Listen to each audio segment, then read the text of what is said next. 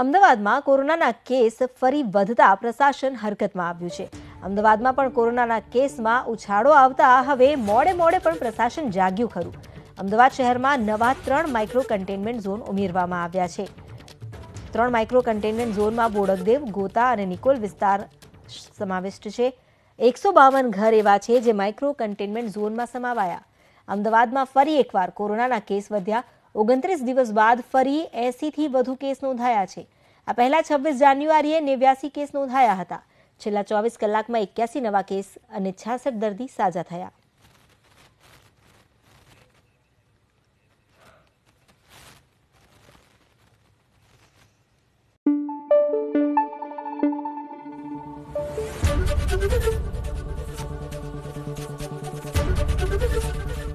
ABP અસ્મિતા, ગુજરાતની અસ્મિતા।